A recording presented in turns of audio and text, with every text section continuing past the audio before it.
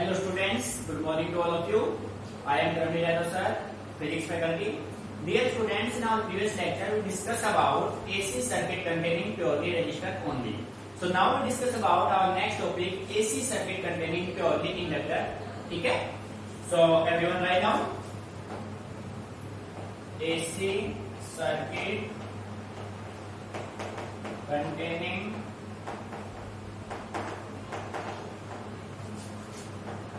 purely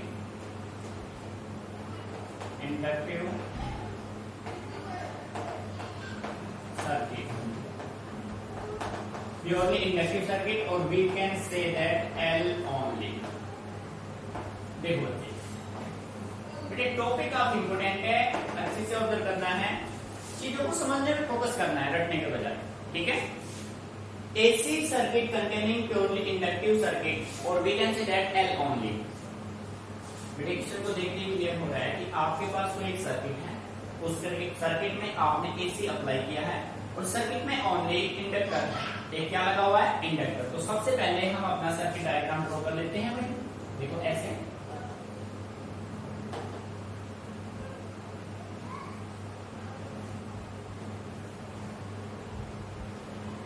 AC का symbol हो गया. अब देखो आपने ये इंडक्टर लगा दिया जिसका इंडक्टेंस कितना है? L. The inductance of the inductor is L. बेटे यहां से आपने पोटेंशियल अप्लाई किया V equal to V naught sine omega t be the applied AC. ठीक है? यहां से इसमें करंट फ्लो करेगा, यहां से करंट लीव करेगा. ठीक है बेटे? अब देखो जैसे आपने पोटेंशियल दिया, कंप्लीट सर्किट का जो पोटेंशियल है वो आपका V है और इस इंडक्टर पे भी कुछ पोटेंशियल होगा, वो आपका होगा EMF. और वो क्या होगा? E. मीनिंग समझ में आ रहा है? बेटे पूरे सर्किट का, कंप्लीट सर्किट का जो पोटेंशियल आपने अप्लाई किया है वो आपका V है. इस इंडक्टर का जो पोटेंशियल होगा वो क्या होगा? E होगा. EMF कितना होगा? E होगा. बात समझ में आ रही है? So we can say that let V is equal to V naught sine omega t be the applied AC. ठीक है भाई, अप्लाइड AC. और बेटे ये आपका हो गया फर्स्ट इक्वेशन. भाई जैसा कि फर्स्ट केस में, रजिस्टर के केस में हमने कहा था बेटे V is equal to V naught sine omega t, आपका फर्स्ट इक्वेशन फिक्स है. आपको हर एक केस में फाइंड आउट क्या करना है? I की वैल्यू आ जाएगी तो दोनों को आप रिलेट कर देंगे, फिर तो वहां से आप रिप्रेजेंट कर सकते हैं. ठीक है? सो फर्स्ट इक्वेशन आपका क्लियर है and we can say that L is equal to inductance of the inductance of the inductor. अब प्यारे बच्चों ध्यान दीजिए, कंसेप्ट को शुरू करते हैं. इसमें आपका EMI भी यूज होगा, इलेक्ट्रोमैग्नेटिक इंडक्शन का भी आप यूज करेंगे. ठीक है? अब बच्चे ध्यान देना है, अच्छे से चीजों को समझना है. तो प्यारे बच्चों, हम अगर इस V की वैल्यू को चेंज करेंगे, क्या सर्किट में I की वैल्यू चेंज होगी?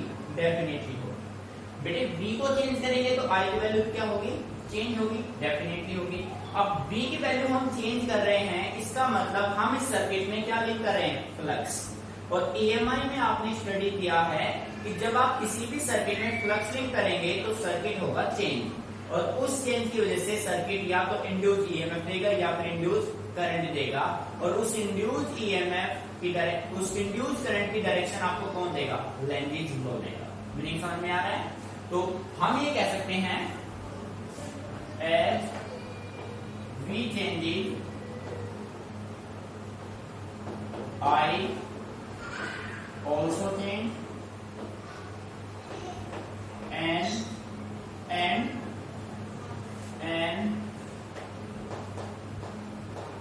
induced EMF is reduced. क्या प्रेडिक्ट हो जाएगा भाई? Induce EMF. ठीक है? Which according to Lenz's law, which according to Lenz's law oppose the change in current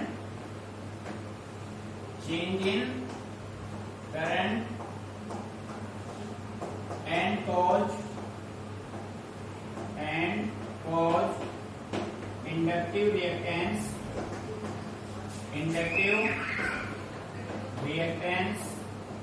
और बेटे इंडक्टिव रिएक्टेंस आपका होगा XL और XL आपका किसके बराबर होता है ओमेगा L। बेटे ध्यान दीजिए, देखो कंसेप्ट आपको कोई भी स्टेप रखना नहीं है, आपको चीजों को समझ के चलना है। बेटे हमने क्या किया, हमने मान लिया V equal to V naught sine omega t be the applied AC, L inductance of the inductor, ठीक है।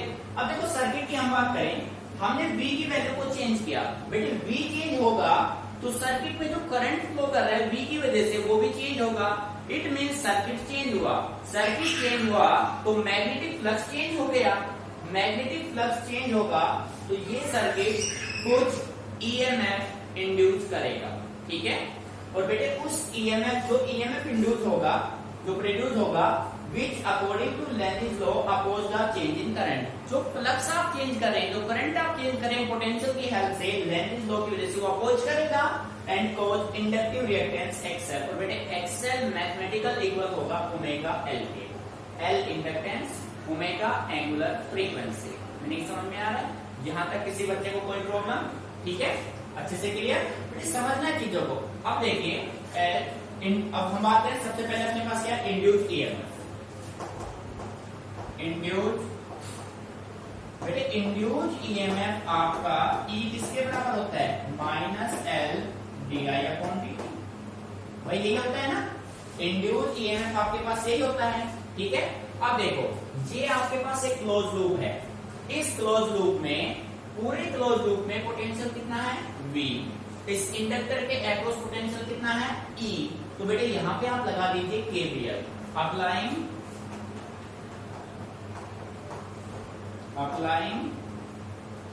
KVL, बेटे KVL Kirchhoff's voltage law in close loop. बेटे क्लोज लूप में आप KVL अप्लाई करेंगे ना, तो KVL क्या कहता है, KVL कहता है कि जो आपके पास नेट EMF कितना होगा V प्लस E किसके बराबर होगा 0 के। भाई केवल कहता है algebraic sum of change in potential around any closed circuit is equal to 0, ठीक है। तो बेटे V प्लस E किसके बराबर हो जाएगा 0, तो आप कह सकते हैं V is equal to minus का E, ठीक है। और यहां से आप ये कह सकते हैं V इज इक्वल टू, बेटे वैल्यू पुट करेंगे, माइनस माइनस क्या होगा प्लस L di/dt। मीनिंग समझ में आ रहा है? यहां से di, बेटे ध्यान देना, मैं यहां से di की वैल्यू को कंसीडर कर लेता हूं, di की वैल्यू यहां से क्या होगी di is equal to V/L into में क्या होगा dt, ठीक है। फिर देखो बट V किसके बराबर है V naught sine omega t, first equation से देखो भाई वैल्यू पुट कर दो, di is equal to V naught by L sine omega t into dt।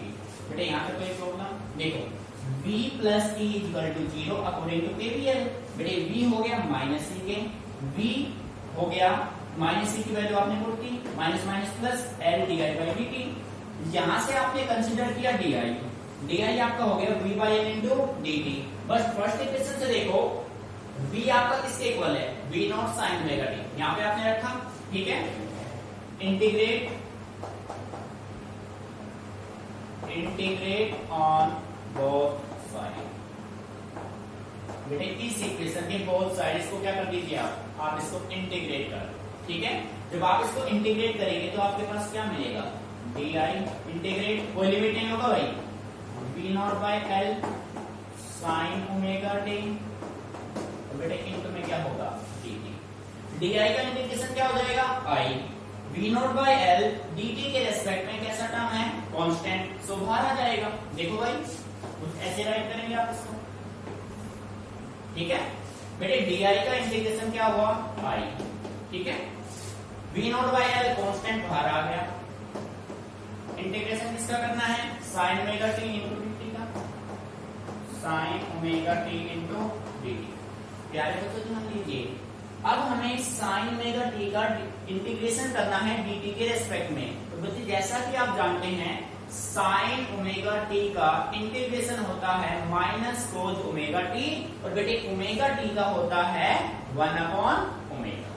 ठीक है, डिफरेंस क्लियर है ना।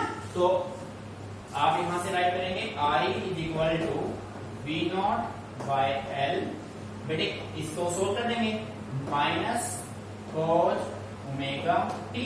बेटे साइन ओमेगा टी का ध्यान दीजिए, साइन ओमेगा टी का इंटीग्रेशन हुआ माइनस कोस ओमेगा टी, और बेटे आप किसका करेंगे ओमेगा टी का होगा 1 अपॉन ओमेगा, ये ऐसे हो जाएगा।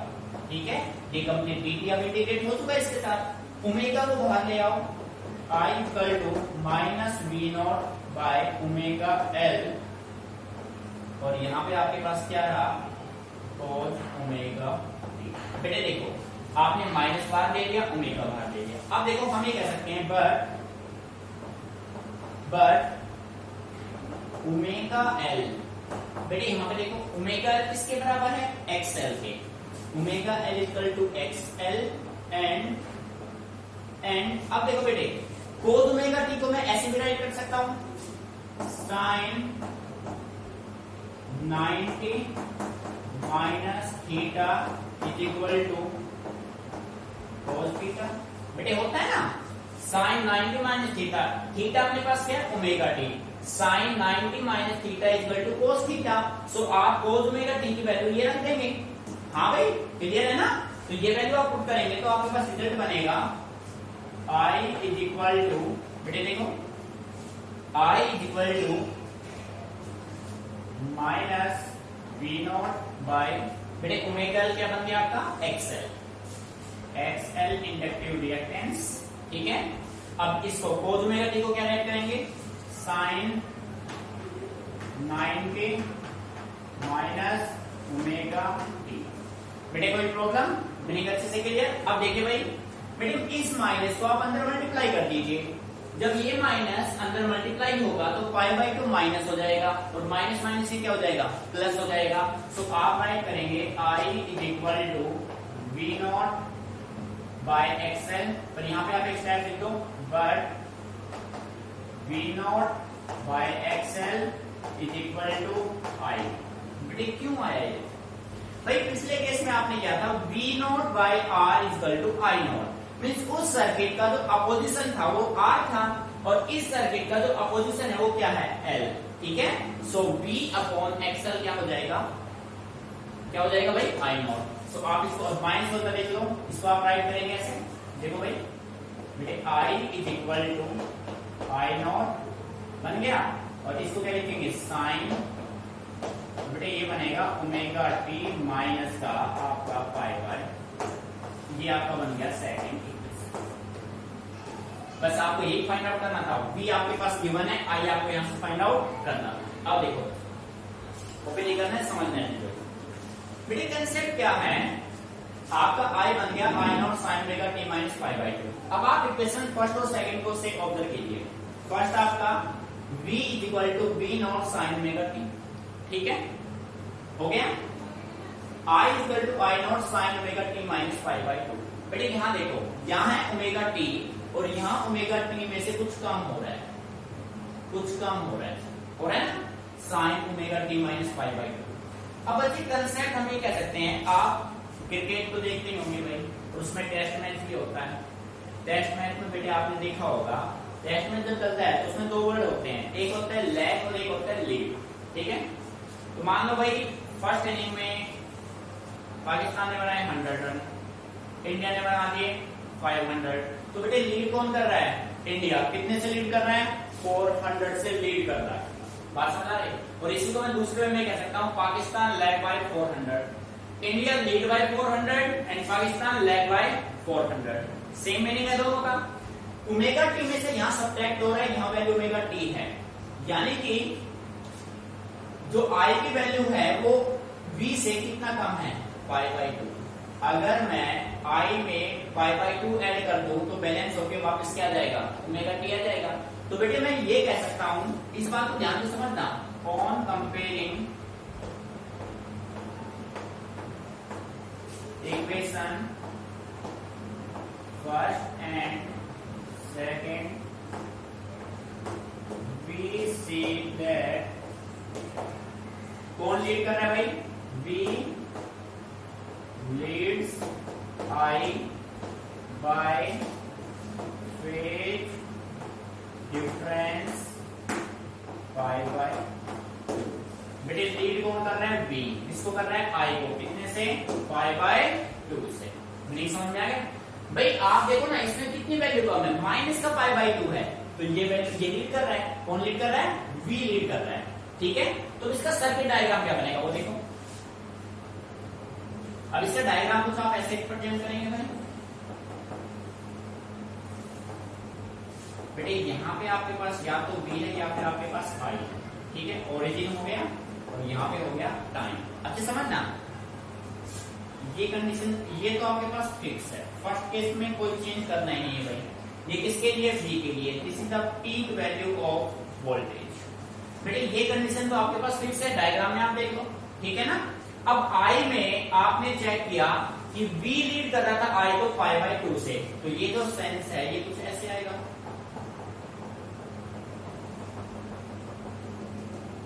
ऐसे आएगा ना। तो बेटे ये जो पीक वैल्यू होगी किसकी होगी? आई की होगी। मीनिंग आया समझ में? डायग्राम क्लियर हो गया भाई? 90 से हो गया। लीड कौन कर गया? V कर गया। ठीक है, अब देखो इसका जो दूसरा बनेगा फेजोर, जो इसका हम बनाएंगे फेजोर डायग्राम।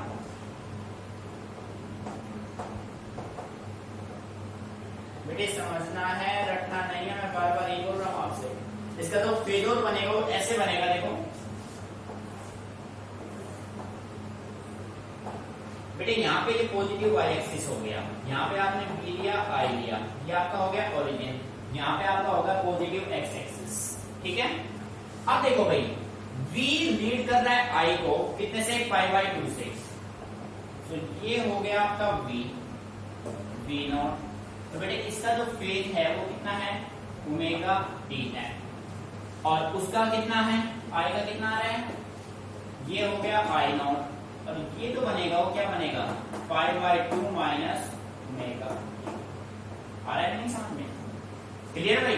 तो यहां से देखो कंप्लीट एंगल आपका 90 है और ये वैल्यू कितनी कम है? 90 में से कितना गया? Omega t। बेटे क्लियर है ना?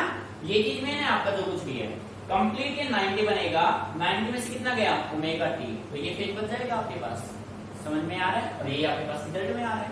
ठीक है, तो बेटे इसको अच्छे से ऑब्जर्व कीजिए, एक बार फिर इसको चेक करते हैं दोबारा। ठीक है, तो बेटे समझना है, कहीं भी रटना नहीं है। स्टेप ऐसे आपके पास, यहां से ऐसे। ठीक है, कॉपी।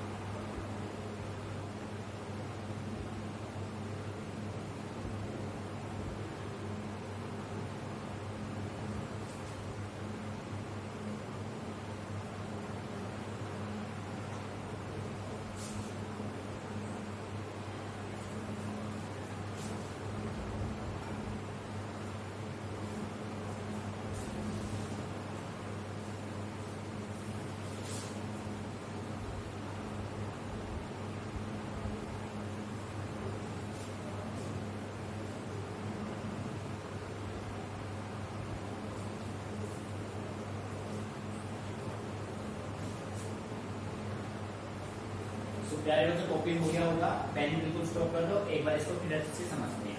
ठीक है, वीडियो देखो। अपना टॉपिक है AC circuit containing purely inductive circuit. Means आपके पास एक ऐसा सर्किट है जिसमें ओनली इंडक्टर लगा हुआ है। ठीक है, तो आपने सर्किट डायग्राम बना लिया जिसमें ओनली इंडक्टर लगा हुआ है, जिसका इंडक्टेंस कितना है? L है। ठीक है, V आपका है, V आपका होता है V naught sine omega t। ठीक है, ये आपने अप्लाइड, आपका एसी है, अल्टरनेटिंग वोल्टेज आपने अप्लाई किया इस सर्किट में। सो फर्स्ट इक्वेशन बेटे आपके पास फिक्स है, no change. V equal to V naught sine omega t आपका फर्स्ट इक्वेशन होगा। L हो गया इंडक्टेंस होता है इंडक्टर। अब देखो आपने क्या किया, जैसे आप V के वैल्यू को चेंज करेंगे I की वैल्यू चेंज होगी। आई की वैल्यू चेंज होगी, इट मीन सर्किट में मैग्नेटिक फ्लक्स जो आप लिंक कर रहे हैं वो चेंज होगा। और बेटे जब magnetic flux link with the coil change, तो कॉइल या तो इंड्यूस ईएमएफ प्रोड्यूस करेगा या फिर इंड्यूस करंट। और बेटे डायरेक्शन कौन देता है? लेंजिस लॉ देगा। According to Lenz's law oppose the change in current and cause inductive reactance. बेटे इंडक्टिव रिएक्टेंस आपका होता है XL equal to omega L. अब इसके डेफिनेशन के बारे में हम बात करेंगे, ठीक है। इंड्यूस्ड ईएमएफ ई आपका होता है -L di/dt होता है। सो बेटे आपने इस क्लोज लूप में क्या अप्लाई किया? केवीएल। अब केवीएल कहता है the algebraic sum of changing potential around any close circuit is equal to 0। So बेटे apply potential V plus E, total potential हो गया V प्लस ई, सब किसके बराबर हुआ? 0 के, ठीक है। सो बेटे यहाँ से V किसके बराबर हो जाएगा? -E, E की वैल्यू आपने पुट की तो ये हो गया minus minus plus L di/dt। यहाँ से आपने di की वैल्यू कंसीडर की, di आपका हो गया V/L इंटू में हो गया dt।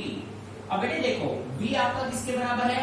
V0 sin omega t। First equation से देखो भाई, हो गया। आपने यहाँ वैल्यू पुट की V0/L sin omega t into dt। अब हमने क्या किया, इस इक्वेशन को हमने इंटीग्रेट किया। इंटीग्रेट आपने किया, di का इंटीग्रेशन i, V0/L dt के रेस्पेक्ट में कांस्टेंट टर्म थे तो उनका इंटीग्रेशन नहीं होगा तो वो बाहर आ जाएंगे भाई। आपने फिर इंटीग्रेशन किया sin ओमेगा t का। बेटे sin ओमेगा t का इंटीग्रेशन होता है माइनस cos ओमेगा t और ओमेगा t का इंटीग्रेशन होता है 1/ओमेगा। हो गया भाई। उसके बाद I इक्वल टू माइनस V0/ओमेगा L cos omega t, omega आपने बाहर ले लिया। अब बेटे देखो ओमेगा L अपना XL के बराबर है और cos ओमेगा t को आप क्या राइट कर सकते हैं? sin 90 माइनस थीटा किसके बराबर होता है? cos theta. ये माइनस मल्टीप्लाई होगा V0/XL आपका I0, ये आपका हो गया सेकंड इक्वेशन। जब आपने सेकंड और फर्स्ट को इक्वेट किया तो आपने पाया कि V लीड करता है I को कितने फेज से? π/2 से। तो बेटे ये आपने बना दिया फेजर डायग्राम, ठीक है। अभी भी आपको कोई भी प्रॉब्लम आती है तो बेटे आप मेरे से कंसल्ट कीजिए। रटना नहीं है कि जो एक भी स्टेप ये नहीं है कि हम भाई ये यहाँ से ये आएगा इसके बाद वो आएगा, ऐसा कुछ नहीं करना है। डायग्राम बिल्कुल प्रैक्टिकली है, इस रिजल्ट से हमने बनाया है। किसी बच्चे को कोई प्रॉब्लम है तो वो समझे इसको, ना कि रटे, ठीक है बेटे। अच्छे समझना है इसको, एक बार फिर देख लो, कोई प्रॉब्लम है डिस्कस करो।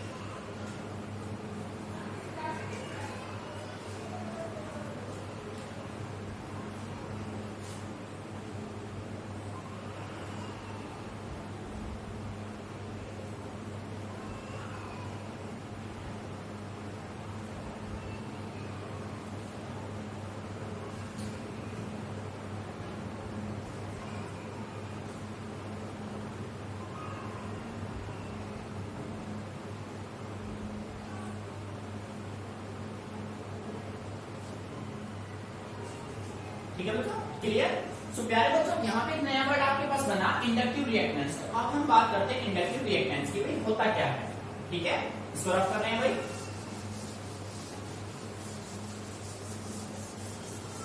बेटे ध्यान दीजिए, जो इंडक्टिव रिएक्टेंस आपका होगा ना, समझना है चीजों को आपको। देखो रटना नहीं है कुछ भी, एक भी स्टेप रटना नहीं है हमें। Inductive reactance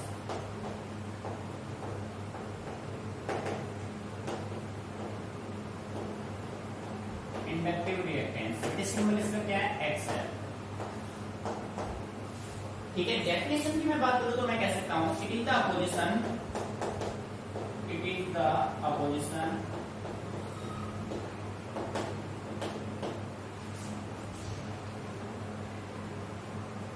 it is the opposition caused by the inductor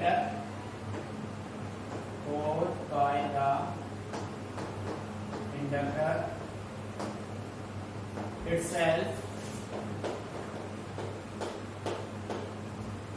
to the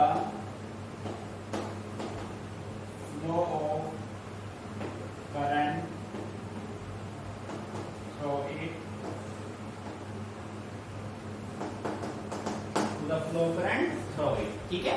बेटे देखो हम कह सकते हैं it is the opposition caused by the inductor itself to the flow current through it। कोई इंडक्टर है, उस इंडक्टर में से करंट फ्लो कर रहा है तो वो इंडक्टर उस करंट को क्या करेगा? अपोज करेगा। करंट को आगे जाने से रोकेगा। ठीक है, इट इज रिप्रेजेंटेड बाय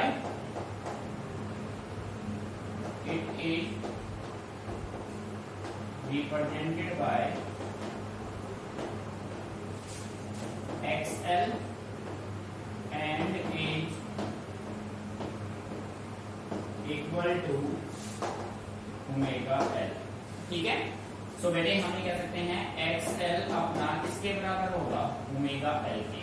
ठीक है, अब देखो AC की आप बात कर रहे हो, अल्टरनेटिंग करंट की आप बात कर रहे हो, अब हम DC के बारे में सोचते हैं। भाई कोई बच्चा ये कहे कि सर मान लीजिए DC की बात करें, ये इंडक्टर DC को अपोज करेगा नहीं करेगा, AC को तो कर रहा है, भाई क्लियर है। DC को अपोज करेगा नहीं करेगा उसकी बात कर लेते हैं। देखो फॉर DC बेटी डायरेक्ट करंट की अगर हम बात करें, डायरेक्ट करंट की अगर हम बात करें फॉर DC के लिए एंगुलर फ्रीक्वेंसी बेटे क्या होता है, 0। AC का फ्रीक्वेंसी वेरी करता है, 50 हर्ट्ज होता है इंडिया में, 60 हर्ट्ज होता है अमेरिका में। DC का फ्रीक्वेंसी चाहे इंडिया हो चाहे अमेरिका हो, से क्या रहेगा, 0। सो DC का ओमेगा 0 हो गया, सो XL इज इक्वल टू क्या हो गया, 0। It means inductor